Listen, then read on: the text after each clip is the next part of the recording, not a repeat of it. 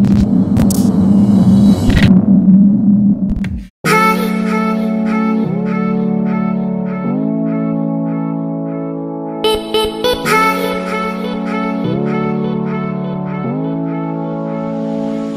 guys, what is up? Welcome back to my channel. Thanks so much for joining me today. So as you guys can tell by the title, today's video I'm going to be sharing with you how I install my lace wigs. This wig is different than my other one. This one is a little more on the gray side, as you guys can see. It's definitely like still icy, but it definitely is gray and not like the icy kind of blonde.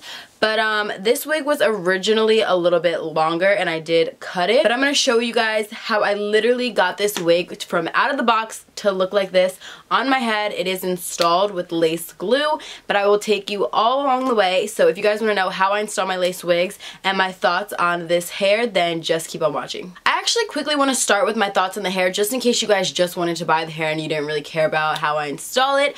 I 100% recommend this hair. This is a synthetic wig. This is from Hair, and the reason why I can give you guys such a strong opinion about it is because if you guys have been following me, you know that I just tried a synthetic wig from them and it was similar, but it was like more blonde. It was like an icy blonde wig, and I had that actually installed in my head for about 2 weeks. I installed it for like a week at a time. I would take it out, wash my natural hair, you know, just take the glue off, wash the glue off the edges of the wig, and then I would reinstall it and literally wear it for another week straight. So I feel like I can say that Hair is definitely an amazing company if you are trying to check out synthetic wigs and you're someone who's not really interested in human hair wigs, or if you are someone who has never tried wigs before.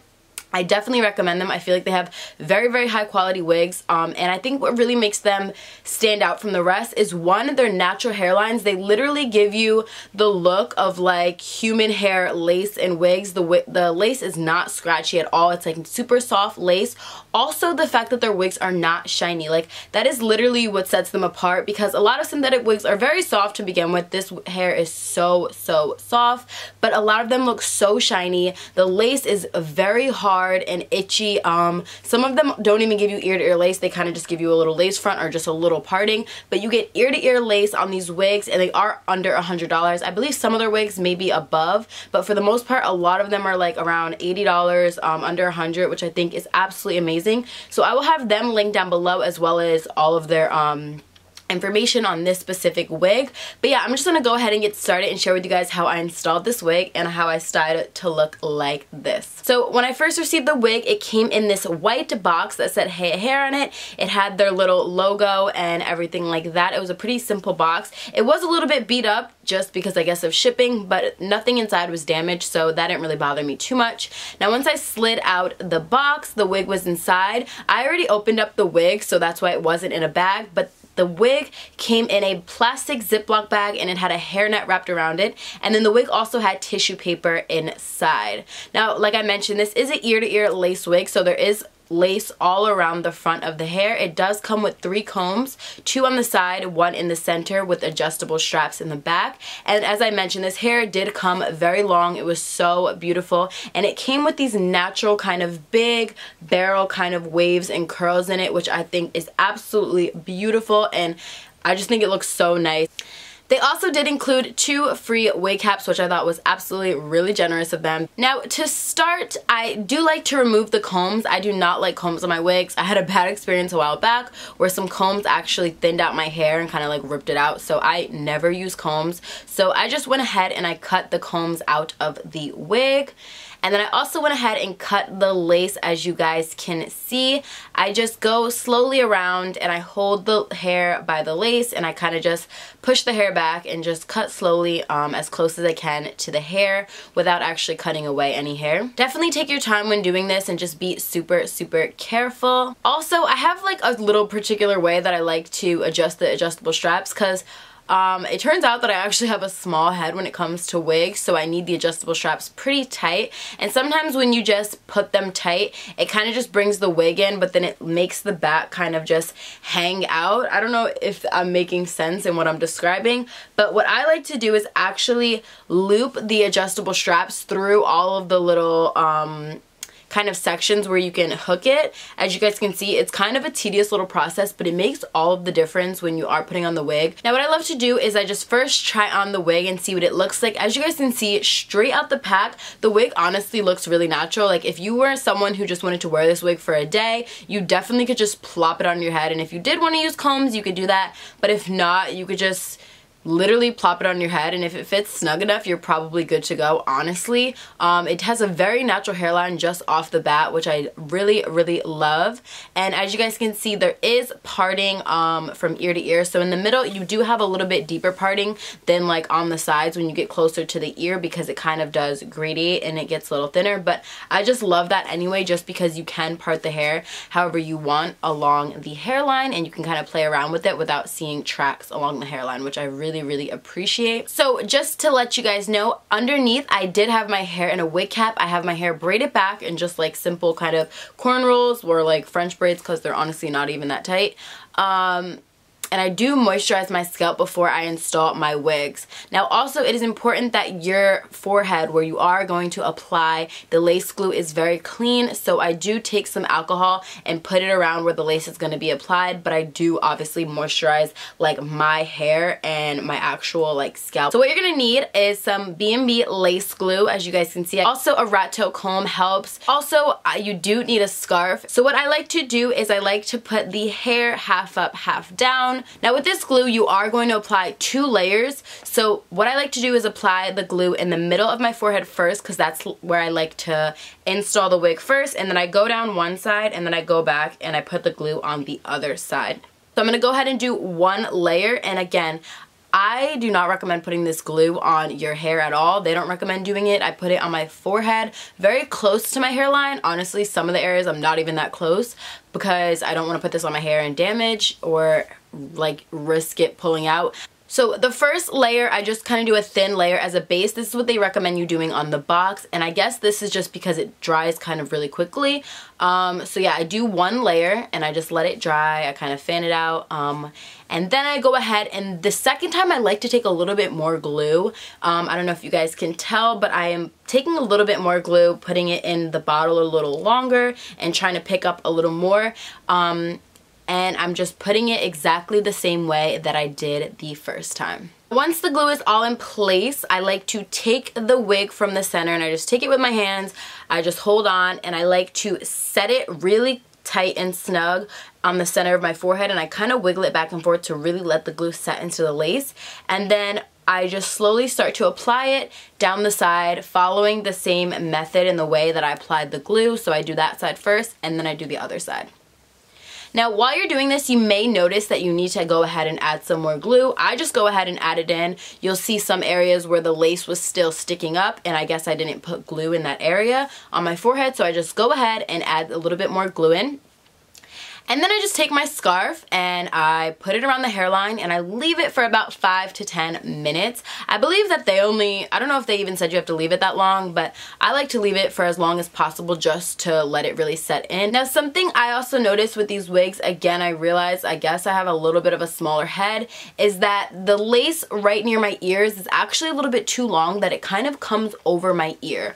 So after leaving the scarf on for about 5 minutes, I decided to remove the scarf, and I went in and I just readjusted my half up, half down ponytail, and I actually just went ahead and just cut around my ears so that the lace in the wig fits around my head more properly. And then I put the scarf back on my head. This is something, again, that just helps it fit more secure and comfortably on your head. So if you have to do this, don't be afraid to cut the lace. Just make sure you kind of part a really nice part and try to cut really closely so you're not cutting the actual hair and you don't create shedding or anything like that. And then I decided that I was actually going to cut the hair, and I figured why not just do it while I was waiting for the scarf to like lay my hairline. So I went ahead and started at the bottom, and I just cut. And if you guys notice the way that I'm doing it, it probably looks like I'm just being really messy, but what I'm actually doing is not cutting straight across because I don't really like it to look super blunt. I'm actually kind of using the scissors as like a razor, and I'm kind of moving up and down in the area where I want the length, so that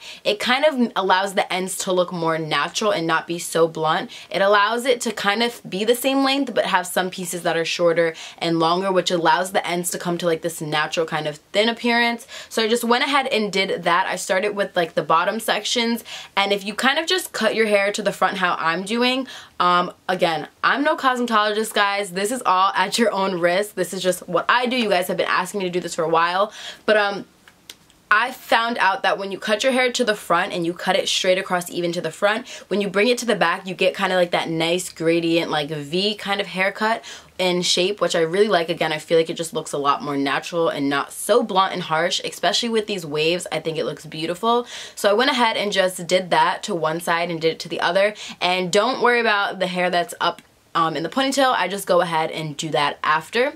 So once I did all that, I remove my scarf and then I take down the hair on top.